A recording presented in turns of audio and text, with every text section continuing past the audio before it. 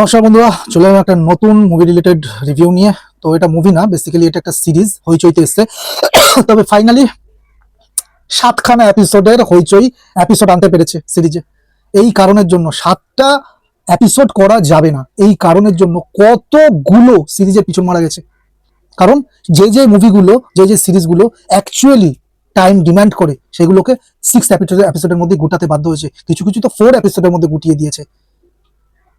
তবে এই বইটা, এই সিরিজটার জন্য সেটা হয়নি। তার জন্য সাধুবাদ হইচইকে, এরপর আরো বাড়ান। তবে হ্যাঁ, শুধু সময় বাড়ালে হবে না, ওয়েব সিরিজের কোয়ালিটি মানটাও বাড়াতে হবে। তো সবার আগে একটা ছোট্ট রিকোয়েস্ট, যেটা আমি প্রত্যেক ভিডিওতেই করে থাকছি, যে যারা যারা এখনো পর্যন্ত এই চ্যানেলে নতুন আছো, প্লিজ তোমরা চ্যানেলটাকে সাবস্ক্রাইব করে দাও, আর পাশে থাকা বেল আইকনটা প্রেস করে নোটিফিকেশনটা অন করে দাও, যাতে করে যখনই আমি মুভি রিভিউ বা সিরিজ রিভিউ যাই দিই না কেন, সেটা সবার আগে তোমার কাছে পৌঁছে এবং তুমি সেটা এনজয় করতে এবং জানতে পারো কোন মুভিটা তুমি দেখবে আর কোনটা তুমি দেখবে না। তো চলো রিভিউ করি।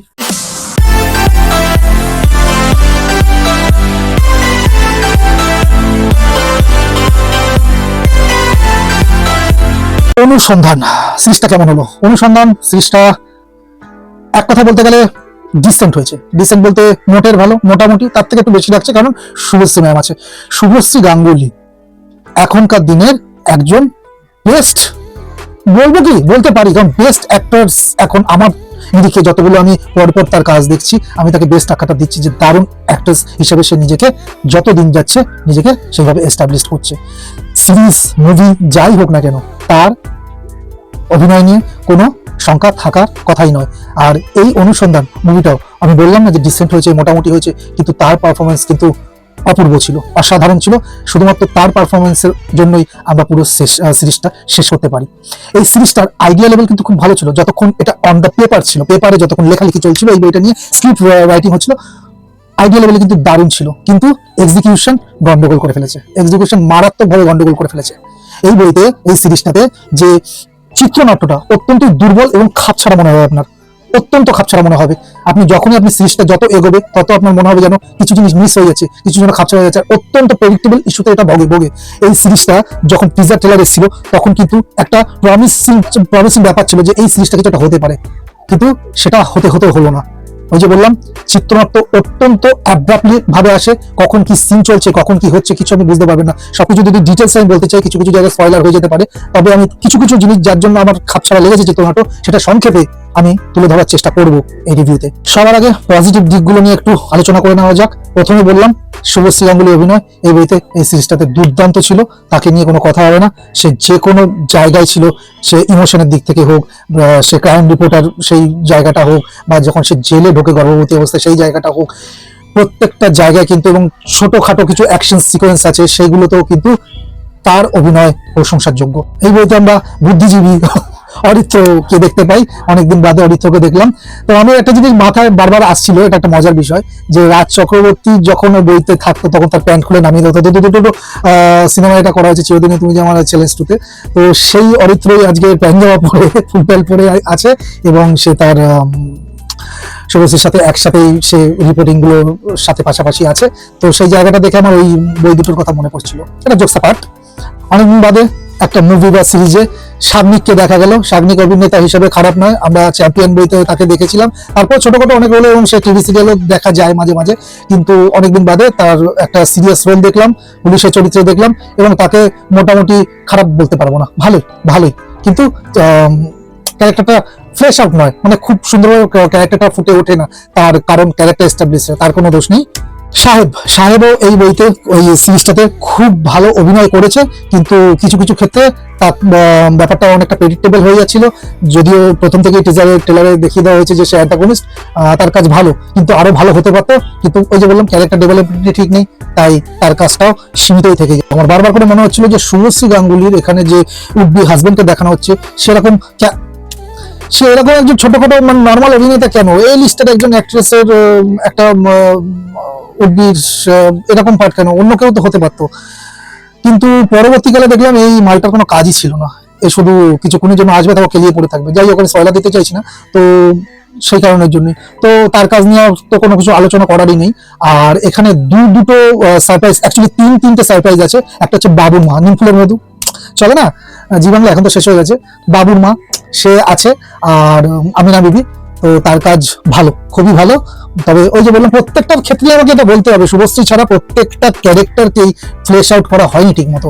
এখানে আমিনা বিবি হয়েছে, এবং বিলকিস যে চরিত্রে একজন অভিনয় করেছে, স্বাগতা লক্ষ্মীনা এরকমই একজন, ওনার নাম আমি ঠিক নামটা এখন মনে পড়ছে না, ওনার কাজও যতটুকু স্পেস পেয়েছে ভালো। সোহিনী ম্যাম এখানে এই বইটার জান বলতে পারেন। খুব ছোট চরিত্র পেয়েছে, খুব ছোট ছোট মুহূর্তেই তাকে পাওয়া যায়, কিন্তু তার যখন সে এসছে তার স্ক্রিন প্রেজেন্স দারুণ ছিল। কন্ট্যাক্ট কিলার এই বইতে তার চরিত্র, এই সিরিজে তার চরিত্র সে ফাটিয়ে দিয়েছে। আমি ভাবছিলাম যে এই ক্যারেক্টারটা, শুধু এই ক্যারেক্টারটার যদি একটা স্পিন অফ হতো। হ্যাঁ, এটা ঠিক যে এই ক্যারেক্টারটা যে ইন্সপিরেশন যার, সে বব বিশ্বাস, শাশ্বত চট্টোপাধ্যায় যে করেছিল। তারপর তো স্পিন অফ হয়েছিল, একটা সিরিজ হয়েছিল যেটা অভিষেক বচ্চন আমাদের করেছিল, কিন্তু অভিষেক বচ্চন আমার খুব একটা ভালো লাগেনি, আমি মিস করছিলাম ওভারঅল পুরো সিরিজটাতে, তাকে মিস করছিলাম শাশ্বত চট্টোপাধ্যায়কে। যাই হোক, তো ইন্সপিরেশন ছিল এই ক্যারেক্টারটা, কিন্তু ফাটাফাটি ছিল, যতক্ষণ এসে ফাটিয়ে দিয়েছে। একটা মিররের সিন আছে, একটা মার্ডারের পর একটা মিররের সিন আছে, লিপস্টিক লাগাবে, সেই সিনটা জাস্ট একটা ফ্যামিলি শো, ফ্যামিলি নিয়ে দেখা, কিন্তু লাস্টের দিকে কিছু গালাগালি খিস্তা, কিন্তু না কিছু কিছু ক্ষেত্রে গালাগালি আছে ছোটখাটো, তবে শুভশ্রী গাঙ্গুলির মুখে যখন আপনি গালাগালি শুনবেন একটু কানে বাজবে। আর ডায়লগ ডেলিভারিটা যখন সে গালাগালিটা দিচ্ছে, স্ল্যাং ল্যাঙ্গুয়েজ ইউজ করছে, তখন সে নিজে ফ্রি ভাবে এটা দিচ্ছে না, সেটা বোঝা যাচ্ছে।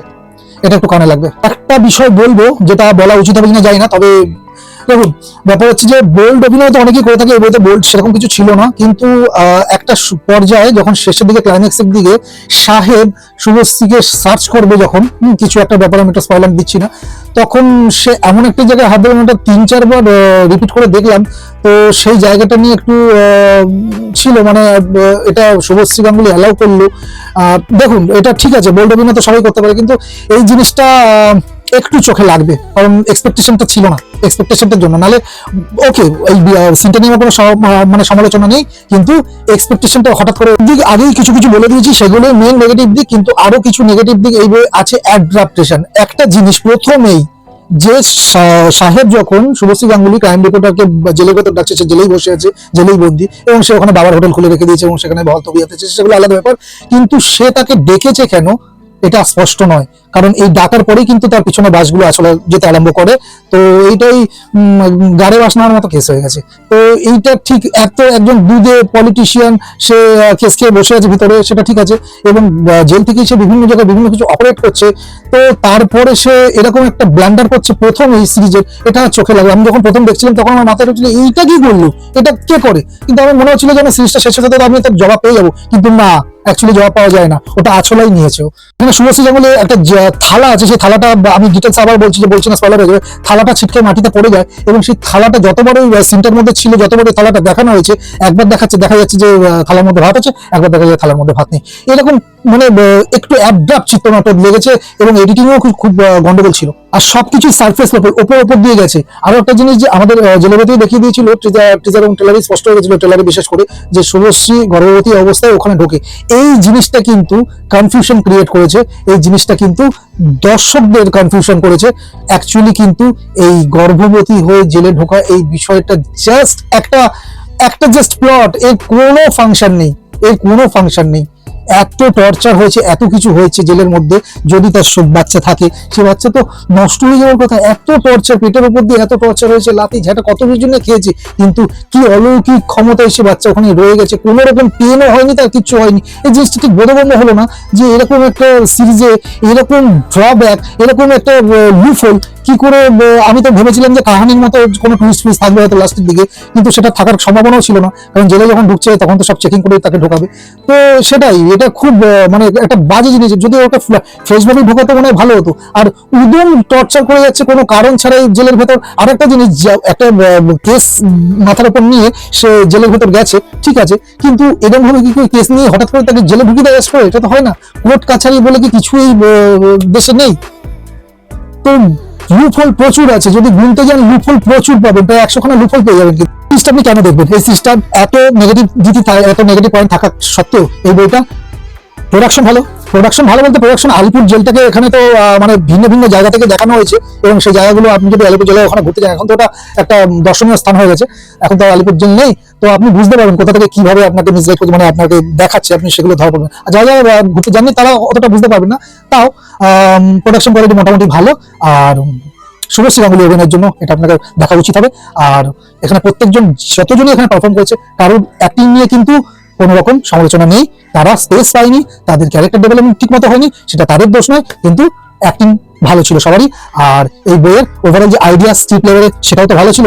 তো মোটামুটি আপনি দেখে একটা টাইম পাস আপনার হয়ে যাবে, কিন্তু এই সিরিজটার খুব ভালো পটেনশিয়াল ছিল একটা ব্যাপক সিরিজ হওয়ার, যেটা এটা হতে পারে না, এটাই দুঃখজনক। তো এই ছিল অনুসন্ধান সিরিজটাকে নিয়ে আমার ওভারঅল একটা রিভিউ। আপনাদের এই রিভিউটা কেমন লেগেছে আমাকে কমেন্টে জানাবেন। আর কারা কারা এখনো পর্যন্ত, আমার একটু দেরি হয়ে গেল অনুসন্ধানের রিভিউ করতে, ওই যে সব বললাম না যেটা তারা বইগুলো দেখতে গিয়ে একটু সময় নষ্ট হয়েছে। যাই হোক, তো যারা এখনো পর্যন্ত বইটা দেখে ফেলেছেন তারা, এই সিরিজটা দেখেছেন তারা কমেন্টে জানান, আর যারা এখনো দেখেননি দেখুন। তো এই ছিল আমার ওভারঅল অনুসন্ধানী নিয়মিত। আমি একটা নতুন রিভিউ নিয়ে আবার খুব তাড়াতাড়ি ফেরত আসছি। ততক্ষণ ভালো থাকুন, সুস্থ থাকুন, টাটা।